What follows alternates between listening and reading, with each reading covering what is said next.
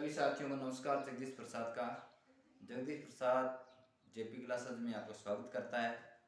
अपनी क्लासें बढ़िया चल रही है, आपके अच्छे से समझ में आ रहा होगा और आपको मैंने काफ़ी टॉपिक बढ़ा दिए। खास तौर पर ये रीट के लिए है।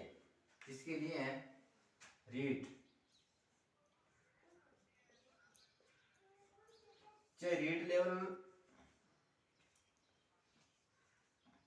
फर्स्ट हो चाहे रीट लेवल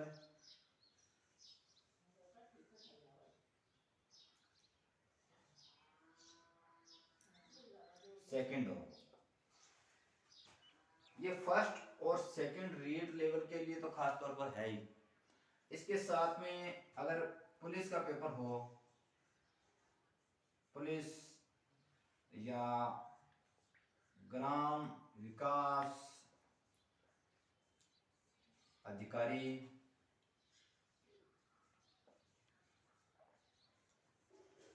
और सेकंड ग्रेड में भी है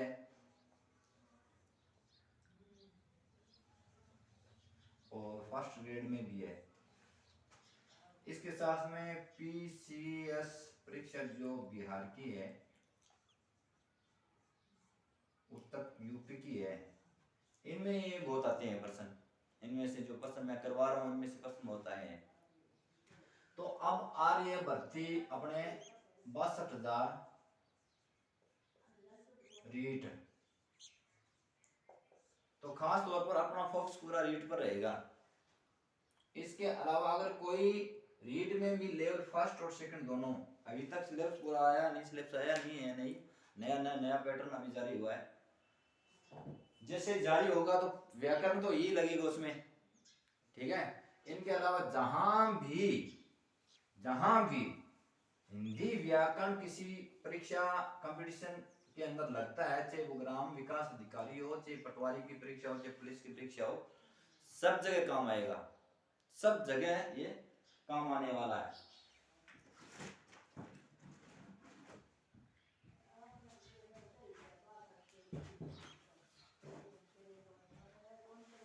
तो इस बात का ध्यान रखें कि ऐसा नहीं हो कि आप सुन लो कि मैंने क्लास के अंदर थंबनेल तो लगाता नहीं हूँ, थंबनेल के नीचे मैं लगा देता हूँ read first level second level, तो आप समझो रीड के लिए है, या ये समझ लो मैं कोई राजस्थान पुलिस का लगा दूं। ऐसा नहीं है।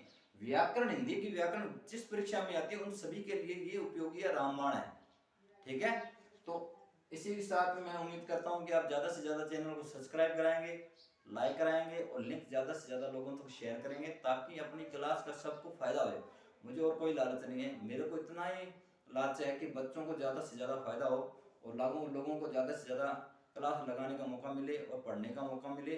जो दूर दराज गाँव में रहते हैं, जो बाजार में जाकर के तैयारी नहीं कर सकते, पैसा खर्चा नहीं कर पाते हैं, उनके पास इतना आर्थिक नहीं है वो मजबूत, तो उनके लिए क्लासें, फ्री की क्लासें हैं। तो मैं ईमानदारी से अपना काम कर रहा हूँ, आप भी अपना ईमानदारी से सब्सक्राइब करवाना, लिंक शेयर करना, ये भी करते रहो।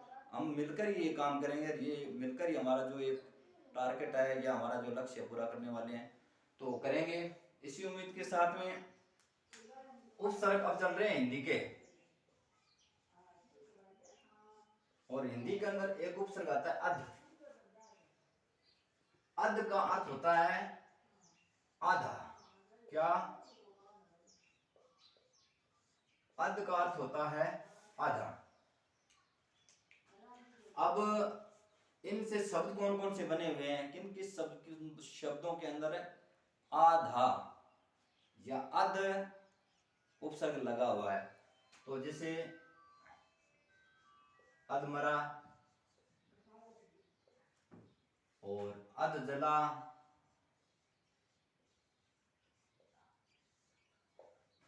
अध कच्चा,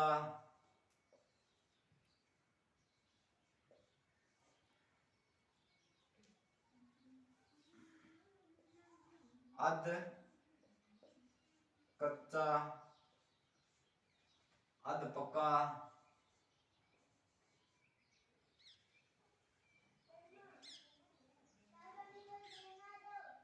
अध जला, अध मरा, अध कच्चा, अध पक्का, अध कच्चा, अध पक्का, ये इस प्रकार के जो शब्द बनते हैं उसमें अध उपसर्ग लगा होता है। इस प्रकार के जो उपसर्ग शब्द आते हैं उनमें के अंदर अध उपसर्ग लगा है।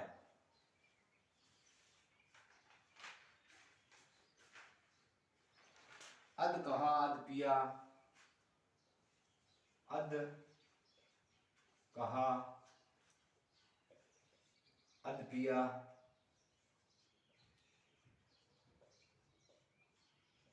पिया, इस प्रकार के जो शब्द हैं जो इनके साथ में शब्द लगेंगे वो तद्भव होंगे।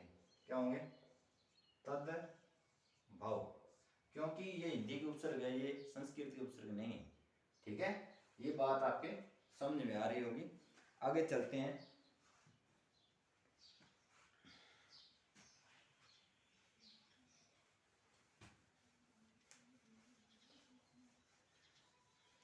हिंदी के अंदर एक उपसर्ग आता है अन। कौन सा? अन। अब हिंदी के अंदर आएगा उसके अंदर विसर्ग नहीं लगा हुआ, और संस्कृत का लगा होगा उसमें से विसर्ग लगा होता है, लेकिन इसके अंदर नहीं लगा हुआ है। अन का अर्थ होता है नहीं। अन का क्या अर्थ होता है? अन का अर्थ होता है नहीं, अभाव, निषेध, अभाव, भाव, निषेध, निषेध,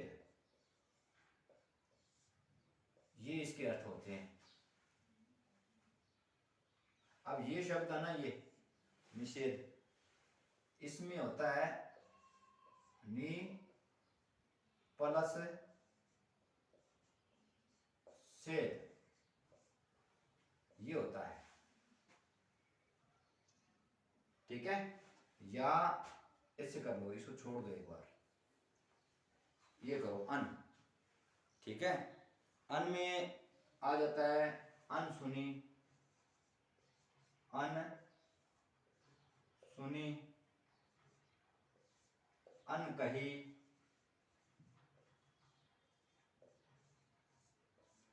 अनसुनी, अनसुनी, अनकही, अनपढ़ी, अनसुलझी,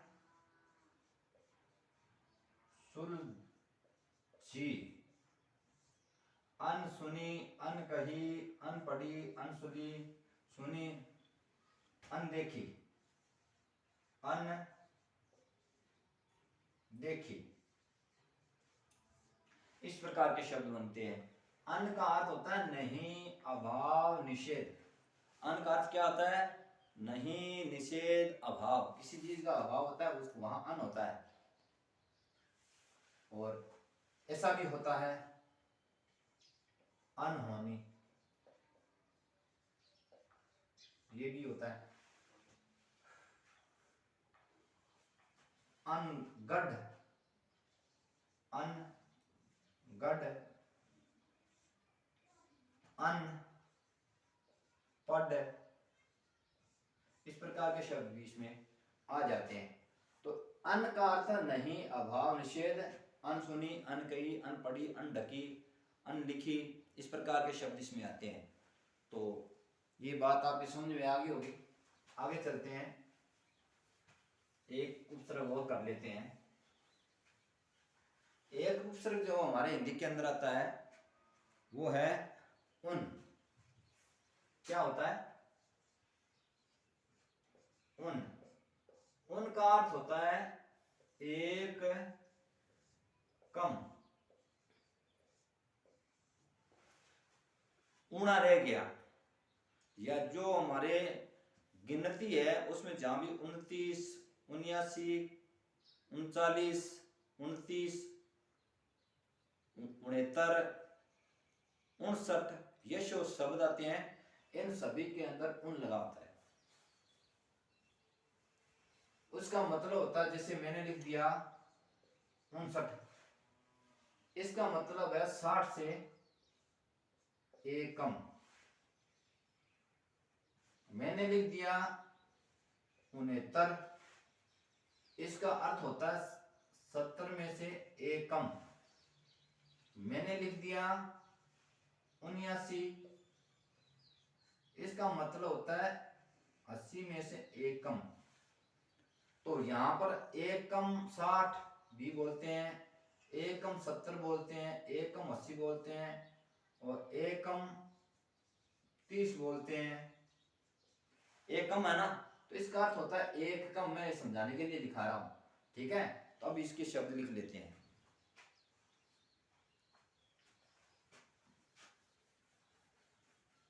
जैसे आ जाता है 29,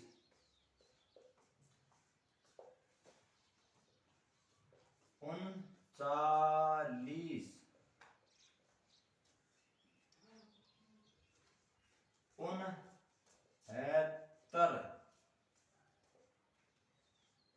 79, या इसको 49 भी, एक 79 एक होता है 49।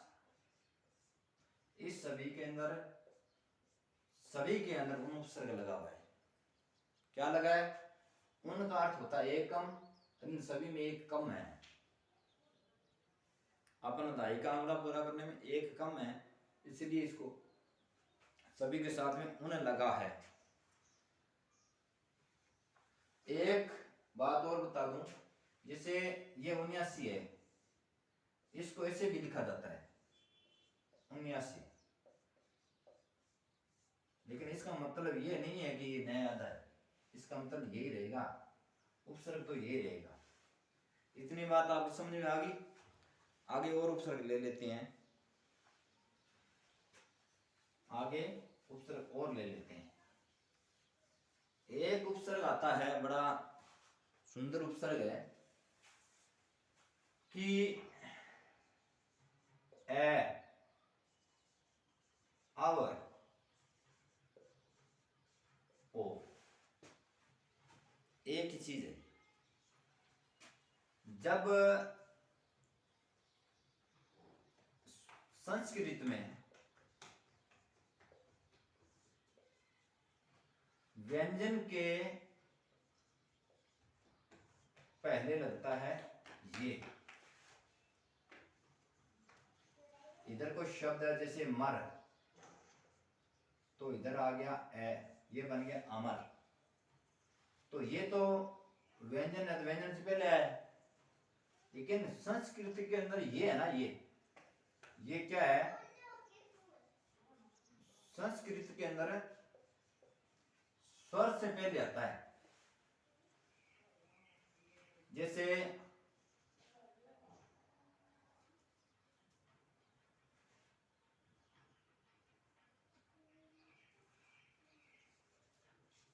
अब इसको छोड़ो एक बार, इसको मैं बाद में कराऊंगा, लेकिन मैं आपको ये बता रहा था कि ये है ना, दोनों ये एक ही रूप है। संस्कृत के अंदर तो ये होता है औ, और हिंदी के अंदर इस औ का ओ हो जाता है। क्या हो जाता है? हिंदी के अंदर ओ हो जाता है। इस बात का आप ध्यान रखना। तो अपन इन तीनों ओ पे बात करेंगे। संस्कृत वाला तो हमने पढ़ लिया है, और ये भी पढ़ लिया है। अब औ की बात करेंगे अपन।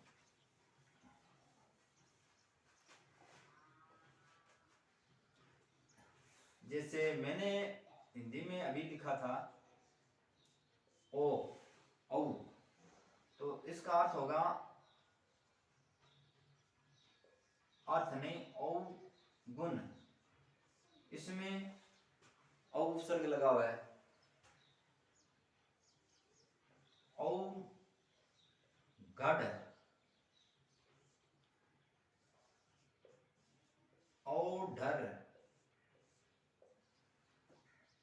औगुण, औघड़, औढर, औतार, औतार, औगुण, तार, ओ घड़, ओ घड़ लिख दिया, ओ सर, ओ सर। ये चीजें आप ध्यान में रखना, इसमें सभी में ओ लगा हुआ है, ठीक है। अब आगे चलते हैं। एक उपसर्ग आता है अपना हिंदी के अंदर, वो है उ। कौन सा दिख रहा है ना यहाँ, उ। ऊ का अर्थ होता है ऊपर या ऊंचा। क्या होता है, ऊपर या ऊंचा। जैसे एक शब्द आता है उजड़, इसमें ऊ लिखा हुआ है, इसके अंदर ऊ उपसर्ग है।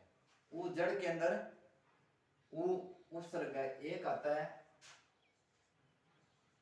उछलना या उछल। उजड़, उछल, उछलना, उलांघना, उलांघना,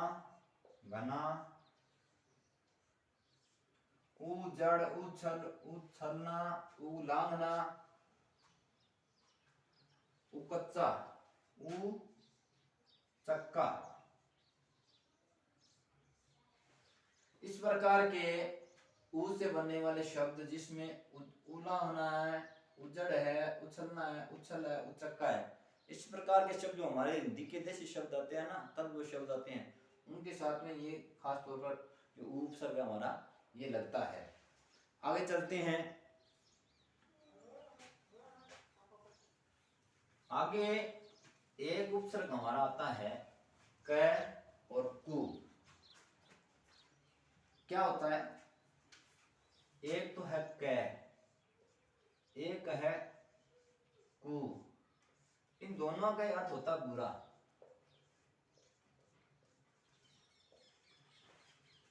कुपूत, एक होता है कपूत, एक होता है कुमारक, एक होता है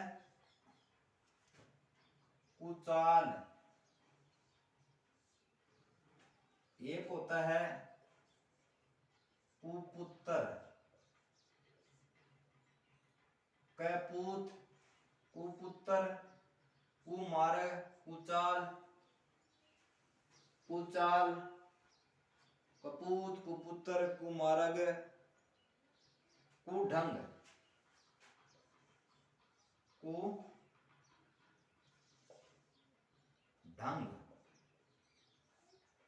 क्या आएगा, चूढंग, कुढंग,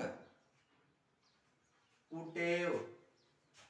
एक आता है शब्द बहुत ही सुंदर है, कुटेव।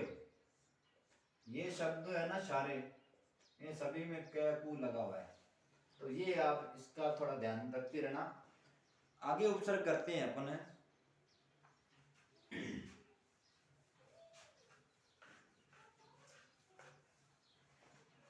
एक उपसर्ग है दू। कौन सा है, दू। दू का अर्थ होता है बुरा। दू का अर्थ क्या होता है, बुरा। जैसे दू अन्नी,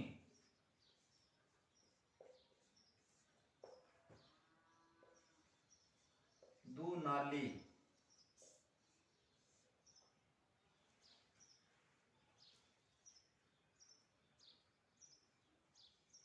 दूरा, हाँ। दूअन्नी, दू नाली, दूराहा। दू का अर्थ होता है बुरा। दोपहरी, दोपहरी,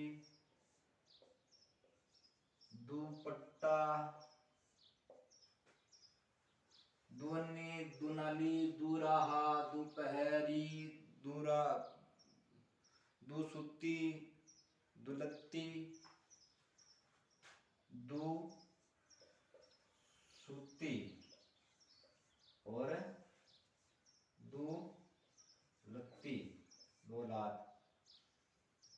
दुवन्नी, दुनाली, दुराहा, दुहरी, दोपहरी, दुपरा, दुपट्टा, दुसुत्ती, दुलत्ती, ये सारे इसके अंदर है।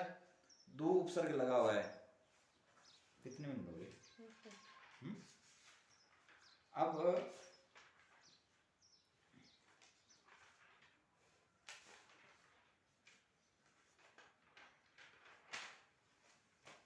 बस आज का अपनी क्लास इतनी रहेगी। कितने मिनट हो गए?